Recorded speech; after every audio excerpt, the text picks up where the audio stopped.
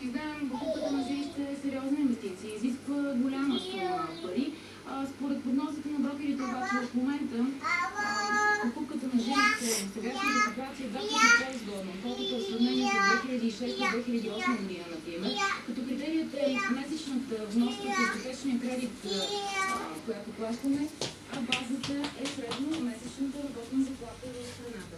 Но все пак, има. Защото не е случайно между 15 и 20% които продават в момента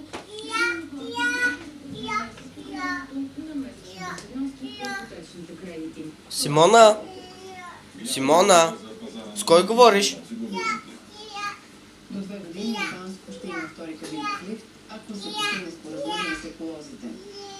Не се върти в кръг, Симона! Не ме викай, не! В отговор на вчерашните прояви в 4 града, организирани от противници на застрояването по морето и в зимните ни курорти. Хората настояват за разширяване на ски зоната и втори кабинов лифт. След среща на 8 февруари предстои заседание на Висшия експертен екологичен съвет. След това продължава един дълъг процес по представяне на инвестиционни предложения, по тяхното одобряване, разглеждане, съгласуване, екологични оценки. Затова нашата адвокация ще настъпи, аз считам, че това е пускането на втората кабина, пълна инвестиция.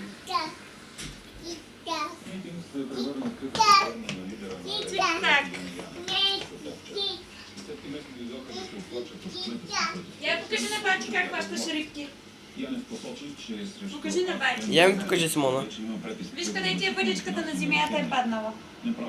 До кръчето ти. Ето я. Земя да е?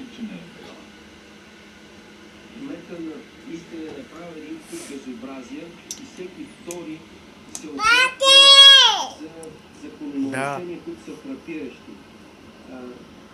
В 21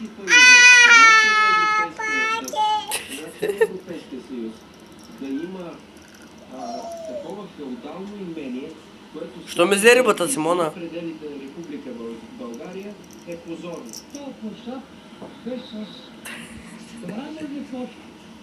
Италианците на времето Банкия са правили с градо. Той ги изкърти.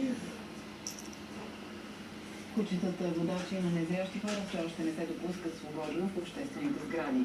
Въпреки че